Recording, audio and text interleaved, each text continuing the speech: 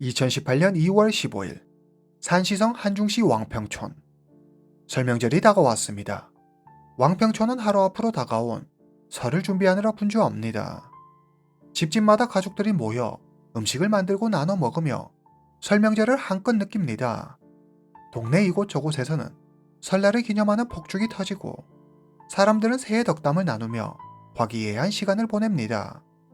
낮 12시 왕씨 형제는 성묘를 하고 집으로 돌아가는 길입니다. 그런데 모자와 마스크로 얼굴을 가린 남자가 왕씨 형제 앞을 가로막더니 그들에게 칼을 휘두릅니다. 남자는 굉장히 빠르고 날쌔습니다. 갑작스러운 공격에 39살의 왕정군, 47살의 왕교군은 아무 저항도 하지 못한 채 그 자리에 그대로 쓰러지고 맙니다. 명절이라 주변에 많은 사람들이 있어 이 모습을 목격했지만 너무 순식간에 일어난 일인데다 겁이나 감히 나서는 이가 한 명도 없었습니다. 의문의 남성은 왕씨 형제를 쓰러뜨린 후 바로 왕씨 형제가 사는 집으로 갑니다. 그곳에는 왕씨 형제의 아버지 71살의 왕자신이 집마당에 나와 앉아 있었습니다. 모자와 마스크로 얼굴을 가린 남성은 왕씨 형제의 아버지 왕자신을 찌르고 휘발유를 꺼내 집 앞에 서 있는 자동차에 불을 지릅니다. 시뻘겋게 달아오른 불길 속에서 남성이 소리칩니다. 드디어 해냈다! 내가 22년 만에 복수를 했다! 남성은 마스크와 모자로 얼굴을 가리고 있었지만 마을 사람들은 그가 누군지 단번에 알아봅니다. 그는 바로 같은 마을에 살고 있는 장커커였습니다. 장커커는 허리에 30cm가 넘는 예리한 칼을 차고 있었습니다. 마을 사람들은 그가 제정신이 아니라고 생각했습니다. 미치광이처럼 날뛰는 그의 모습에 무서워 아무도 그를 말리지 못했습니다. 명절 음식을 준비하느라 시끌벅적했던 마을은 삽시간에 공포의 도가니로 바뀌었습니다. 잠시 후 경찰이 도착하고 장커커는 이미 사라진 뒤였습니다. 경찰은 현장을 봉쇄하고 수사에 착수합니다. 피해자는 모두 왕씨 집안 남자들이었습니다. 아버지 왕자신, 첫째 아들 왕교군, 그리고 셋째 아들 왕정군입니다. 둘째 아들 왕부군은 여자친구 집에 있어서 다행히 화를 면할 수 있었습니다. 마을 사람들은 둘째 아들 왕부군에게 서둘러 이 사실을 알리고 절대 마을로 돌아오지 말라고 당부합니다. 장커커가 왕씨 집을 떠나면서 왕부군도 찾아내 죽여버리겠다고 큰소리쳤기 때문입니다. 경찰은 왕부군을 안전한 장소로 옮기고 장커커를 찾기 위해 총력을 기울입니다. 2월 17일 아침, 사건이 일어난 지 3일째 되는 날입니다. 장커커가 제 발로 경찰서를 찾아와 자수합니다. 경찰은 장커커와 사건 현장으로 가 현장 검증을 벌입니다. 장커커는 담담하게 사건 당시를 재현합니다. 그리고 현장 검증을 구경하는 마을 주민을 향해 섬뜩하게 웃으며 말합니다. 이건 아무것도 아니야. 난 그저 내가 해야 할 일을 했을 뿐이지. 장커커의 집과 왕씨의 집은 불과 10여 미터밖에 떨어져 있지 않았습니다. 매우 가까웠죠. 장커커의 집 2층에서 내려다보면 왕씨네 집 전체가 훤히 다 보일 정도였습니다. 이들 사이에 대체 무슨 원한이 있었길래 장커커는 왕씨 가족 3명을 살해한 것일까요? 마을 사람들은 그 이유를 짐작하고 있었습니다. 경찰 조사에서 장커커는 한치의 망설임도 없이 당당하게 말합니다. 어머니의 복수였어요. 대체 이들에게 무슨 일이 있었던 걸까요? 지금부터 이 모든 사건의 시발점이 됐던 한 사건에 대해 알아보겠습니다. 이 모든 것의 시작은 1996년 장커커 어머니의 죽음으로부터 시작됩니다. 장커커의 어머니 수평은 부지런하고 남을 돕는 것을 좋아하는 사람이었습니다. 그녀는 마을에 행사가 있으면 그것이 아무리 작은 행사라도 누구보다 앞장서서 마을 일을 도왔습니다. 그리고 손재주도 좋아 다방면으로 사람들에게 도움을 주었죠. 하지만 이런 그녀에게 큰 단점이 하나 있었는데 그건 앞뒤 안 가리는 그녀의 불같은 성격이었습니다. 수평은 본인 마음에 들지 않거나 옳지 않다고 생각하면 절대 참는 법이 없었습니다. 그녀는 직설적이고 거침없는 성격으로 주위 시선 따위는 전혀 의식하지 않는 여장부였습니다. 그 상대가 누구든 마음에 들지 않으면 가만두지 않았죠. 이런 그녀의 욱하는 성격은 종종 큰 싸움을 일으키곤 했습니다. 장씨와 왕씨 일가는 원래 사이가 무척 좋았습니다. 양쪽 집안의 아이들은 서로의 아버지를 아버지라고 부를 정도로 따랐습니다. 장씨와 왕씨는 같이 낚시하러 다니고 술을 마시며 어울렸습니다. 집안 일이건 바깥 일이건 가릴 것 없이 서로의 일이라면 팔을 걷어붙이고 나섰습니다. 두 집은 한 가족이나 다름없었습니다. 그런데 두 집안 사이에 서서히 틈이 벌어지고 있었습니다. 왕씨는 돼지 축사를 운영해 오고 있습니다. 하루는 왕씨가 장씨에게 같이 일하자고 먼저 장씨를 꼬드깁니다. 두 사람은 동업을 합니다. 그러나 1년이 지나고 왕씨가 더 나은 파트너를 찾은 걸까요? 아니면 경제적인 이유에서였을까요? 정확한 이유는 알 수 없지만 두 사람은 같이 하던 일을 그만둡니다. 이 일로 두 집 사이에 조금씩 균열이 생기기 시작합니다. 그러다 한 가지 사건으로 인해 왕씨와 장씨 두 집안은 돌이킬 수 없는 사이가 되어버립니다. 말 그대로 천천지 원수지간이 되죠. 장씨와 왕씨는 쌀 가공 공장에 쌀을 납품하는 일을 두고 경쟁하게 됩니다. 두 집이 모두 납품할 수 있으면 가장 좋았겠지만 공장에서 원하는 쌀의 양이 그리 많지 않았습니다. 공장이라고 말은 하지만 우리가 흔히 생각하는 그런 규모의 공장이 아니라 창고에다 기계 몇 대 두고 가공 작업을 하는 소규모 작업장이었습니다. 두 집 다 경제적으로 그리 여유로운 편은 아니었지만 그래도 왕씨네가 장씨네보다 아주 조금 더 상황이 괜찮았습니다. 왕씨네가 장씨네에게 이번 쌀 납품권을 양보했더라면 두 집 사이가 예전처럼 다시 좋아졌겠지만 왕씨는 전혀 그럴 마음이 없었습니다. 그들은 1년을 주기로 서로 번갈아가며 납품하기로 합니다. 물론 계약서는 따로 쓰지 않았습니다. 그동안의 인연을 생각해 서로를 믿고 한 약속이었죠. 첫 해는 왕씨가 먼저 납품을 시작합니다. 그리고 다음에 장씨의 납품 차례가 되자 언제 그랬냐는 듯 왕씨의 태도가 싹 바뀌어 버립니다. 한 번에 큰 돈을 만지게 된 왕씨는 욕심이 났습니다. 그는 장씨에게 양보하지 않고 약속과 달리 앞으로도 자기가 납품할 거라고 공장에 말합니다. 장씨는 약속을 어긴 왕씨에게 크게 화가 났고 두 사람은 크게 다툽니다. 이 싸움은 단순히 두 사람만의 문제가 아닌 집안 대 집안의 일로 번져 두 집은 크게 싸우게 됩니다. 1996년 6월, 장씨와 그의 아내 수평은 왕씨를 찾아가 욕설을 퍼부으며 약속을 지키라고 따집니다. 그러나 왕씨도 이에 지지 않고 강하게 나옵니다. 어디서 행패야? 우리가 원래 하던 일을 계속 하겠다는데 뭐 문제 있어? 결국 두 집안은 돌이킬 수 없는 강을 건너고 맙니다. 1996년 8월 27일 저녁 7시 왕자신의 둘째 아들 왕부군이 집 앞에서 바람을 쐬고 있습니다. 이때 마침 왕자신의 집 앞을 지나던 장씨의 아내 수평이 왕부군을 발견합니다. 수평은 왕씨 집안 사람을 마주치니 속에서 부하가 치밀어 견딜 수가 없었습니다. 수평은 왕부군에게 욕을 하며 침을 뱉습니다. 자기를 보자마자 다짜고짜 욕을 하며 침을 뱉는 모습에 화가 난 왕부군도 똑같이 수평에게 욕을 퍼부으며 대갚아 줍니다. 10분 후 수평은 약이 올라 미칠 지경이었습니다. 쌀 납품 문제로 가뜩이나 열받아 죽겠는데 너무 화가 났습니다. 감히 어린 게 나한테 욕을 해? 본때를 보여줘야지. 그녀는 다시 왕씨 집 앞으로 가 왕부군의 얼굴에 침을 뱉습니다. 이성을 잃은 왕부군이 수평의 따귀를 때립니다. 결국 두 사람 사이에 몸싸움이 벌어지고 소란스러운 소리의 왕부군의 아버지 왕자신과 그의 셋째 아들 왕정군이 집 앞으로 뛰어나옵니다. 두 사람의 엉겨붙어 싸우는 걸 본 왕자신과 왕정군은 장씨의 아내 수평에게 달라붙어 그녀를 때립니다. 수정 열쇠에 몰린 수평은 격분해 쇠붙이를 들어 셋째 아들 왕정군의 이마를 찍어버립니다. 아들이 다친 걸 본 왕자신이 이성을 잃고 소리칩니다. 죽여버려! 왕자신과 왕정군, 왕부군 세 사람은 온 힘을 다해 장씨의 아내 수평을 때립니다. 고요하던 마을은 한순간에 아수라장이 됩니다. 특히 쇠붙이로 이마를 맞은 왕정군은 이성을 잃고 더 날뛰었습니다. 그는 몽둥이를 가져와 수평의 머리를 내려칩니다. 문탁한 소리와 함께 수평이 땅에 쓰러집니다.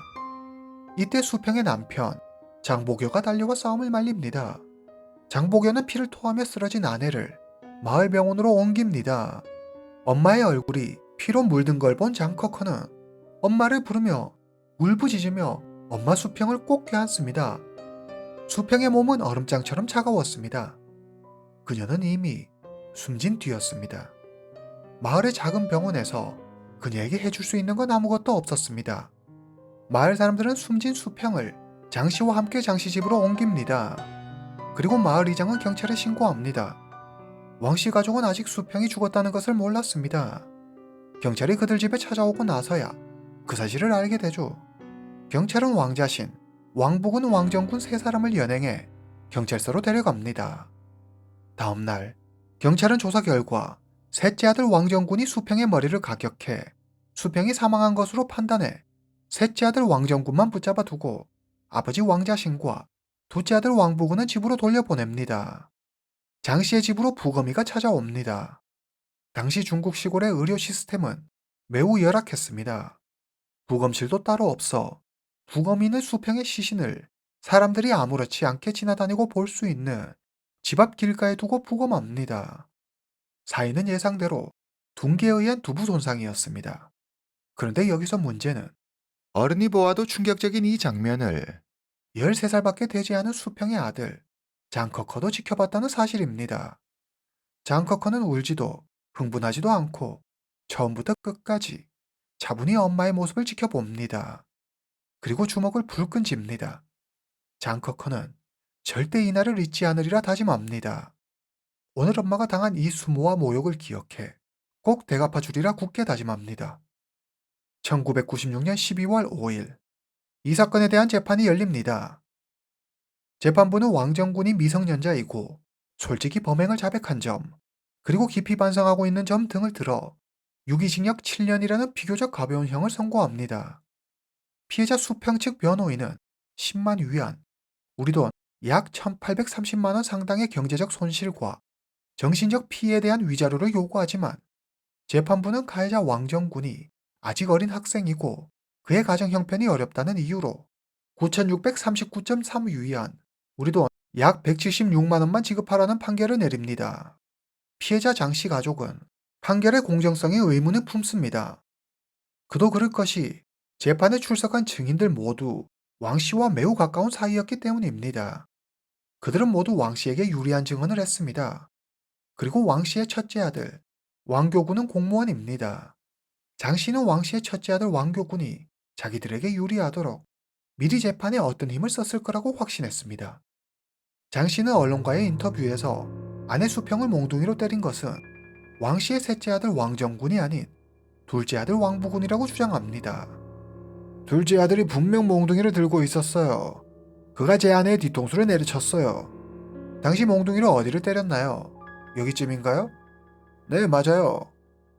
왕부군이 때리는 걸 직접 보셨나요? 확실히 보신 거죠? 네, 확실해요. 그리고 이후엔 어떻게 됐죠? 왕부군이 도망쳤어요. 경찰 조사에서 수평을 사망에 이르게 한 이는 셋째 아들 왕정군으로 밝혀졌습니다. 그러나 장복연은 경찰이 사건을 조작했다고 주장합니다. 상대적으로 가벼운 처벌을 받기 위해 성인인 둘째 아들 왕부군이 아니라 미성년자인 셋째 아들 왕정군을 내세워 사건을 조작했다는 것입니다. 하지만 이것은 어디까지나 장복여의 일방적인 주장일 뿐 정확히 밝혀진 바는 없습니다. 경제적으로 어려웠던 장 씨는 제대로 된 재판을 받을 수 없다고 판단해 항소를 포기합니다. 이렇게 해당 사건은 마무리되는 듯 했습니다. 그러나 한 소년의 가슴에는 증오의 씨앗이 싹트고 있었습니다. 어머니 수평의 사건이 종결되고 장커커는 다른 여느 아이들처럼 학교에 다니며 마치 아무 일도 없었던 것처럼 지냅니다. 그러나 활발했던 그의 성격은 어머니의 죽음이라는 충격적인 사건을 겪고는 완전히 변해버립니다. 사람을 멀리하고 가족들과도 잘 이야기하지 않았습니다. 하루는 장커커가 아버지 장보교에게 말합니다. 제가 어른이 되면 꼭 내 손으로 엄마 복수를 할 거예요. 하지만 아버지 장보교는 아들이 가슴에 증오를 품고 살아가는 걸 원치 않았습니다. 그저 구김없이 잘 자라주길 바랬죠. 그는 쓸데없는 생각을 하지 말라며 아들 장커커를 나무랍니다. 2001년 장 씨의 집은 점점 더 어려워집니다. 남자 혼자 두 아이를 키우다 보니 생각보다 돈도 노력도 더 많이 들었습니다. 아버지가 경제적으로 매우 힘들어하고 있다는 사실을 잘 알고 있던 장커커는 고등학교를 졸업하고 대학에 진학하지 않습니다. 대신 그는 신장에 있는 군대에 입대합니다. 군 생활은 그의 생각보다도 더 고되고 매우 힘이 들었습니다. 군대장은 어린 장커커에게 묻습니다. 아직 나이도 어린데 왜 힘든 군대에 온 거야? 장커커가 결연한 표정으로 말합니다. 여기서 몸을 단련해 엄마 복수를 할 거예요. 그의 말이 진짜라는 걸 느낀 분대장은 간부에게 이 사실을 보고합니다. 군대에서는 장커커에게 따로 사람을 붙여가며 정신교육을 시키지만 장커커의 굳은 결심은 바뀌지 않았습니다. 2003년 군대를 전역한 장커커는 고향으로 돌아옵니다. 그는 광둥에서 일자리를 구합니다. 하지만 가방끈이 짧고 특별한 기술이 없었던 그는 보수나 대우가 그리 좋은 직장은 구하지 못합니다. 장커크는 퇴근하고 집에 돌아오면 아무리 피곤해도 매일 운동을 합니다. 그는 탄탄한 몸을 만들기 위해 담배도 술도 하지 않았습니다. 이 모든 노력은 오직 하나, 어머니의 복수를 위해서였습니다. 2005년, 장커커에게도 사랑이 찾아옵니다. 장커커는 살면서 처음으로 행복이라는 걸 느낍니다.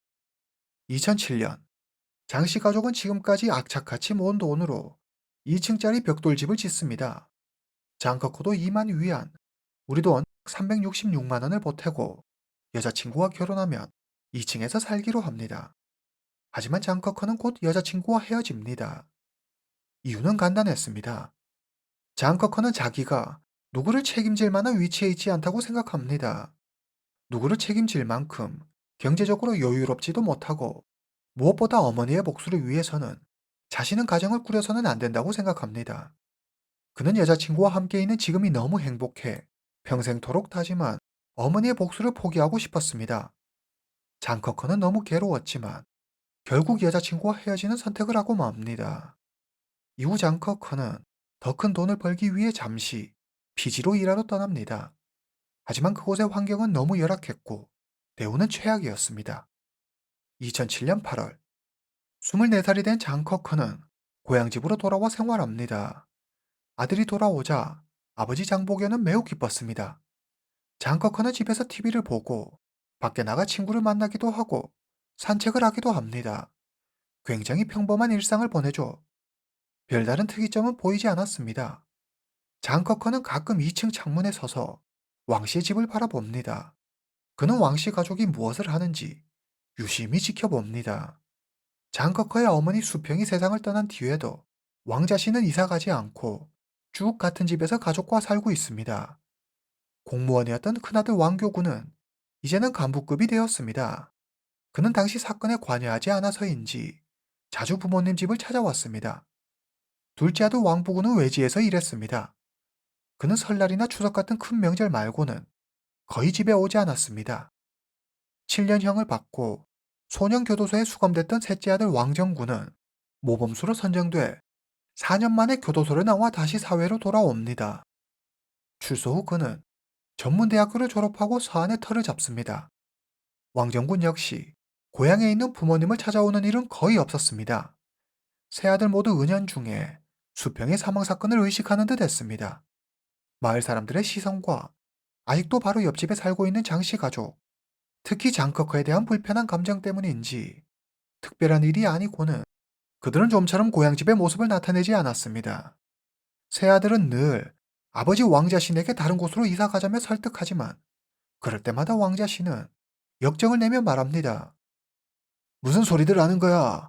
이제 다 끝난 일이야. 셋째가 처벌까지 다 받은 마당에 우리가 뭐가 무서워 다른 데로 도망간다는 거냐?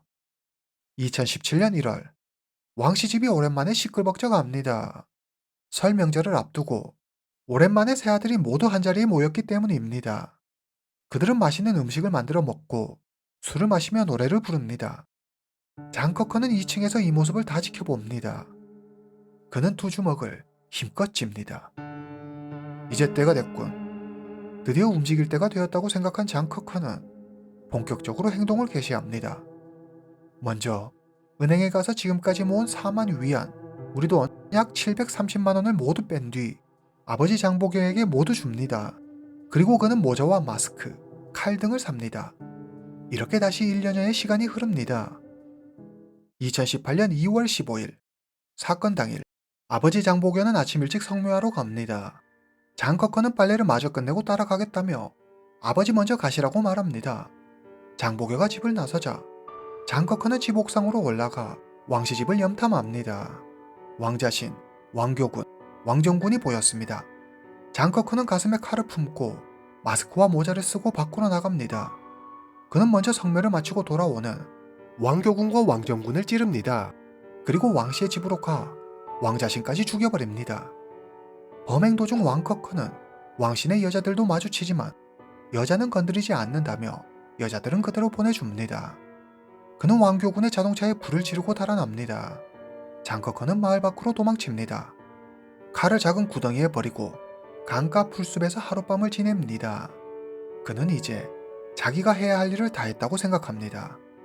평생 꿈꿔오고 다짐했던 일을 이루었으니 더 이상 미련도 여한도 없었습니다. 다음날 장커커는 경찰에 가서 자수합니다. 그는 경찰 조사에서 이렇게 말합니다. 범행 동기는 어머니의 복수예요. 난 정신도 말짱하고 사회에 불만도 없어요. 단지 어머니 복수를 한 것뿐입니다. 2018년 11월 16일 해당 사건에 대한 재판이 열립니다. 장커커는 재판의 모든 과정을 인터넷에 생중계하기를 원했습니다. 그렇지 않으면 한마디도 하지 않겠다고 말하죠. 법원은 그의 요구를 받아들입니다. 법정에선 장커커는 조금도 망설이지 않고 당당하게 말합니다. 이 모든 건 억울하게 돌아가신 제 어머니의 원한을 갚기 위해서였습니다. 제 행동에 조금도 후회하지 않습니다. 장커커의 변호인은 장커커가 어린 시절 어머니의 죽음으로 큰 충격을 받아 비참한 유년 시절을 보내고 이로 인해 정신질환을 앓고 있다며 감형을 요청합니다.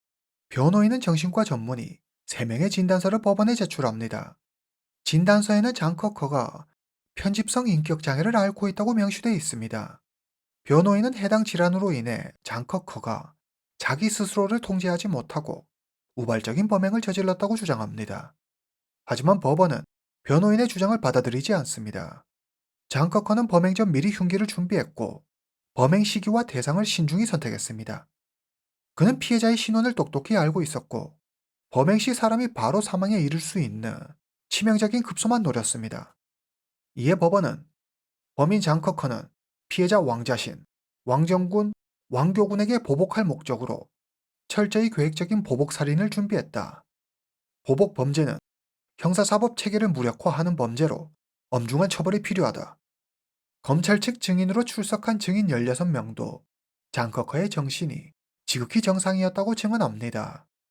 2019년 1월 8일 산시성 한중시 중급인민법원은 고의살인죄로 장커커에게 사형을 선고합니다. 장커커는 1심 판결에 불복해 즉시 항소합니다. 4월 11일 법원은 장커커의 항소를 기각하고 원심 판결을 그대로 유지합니다.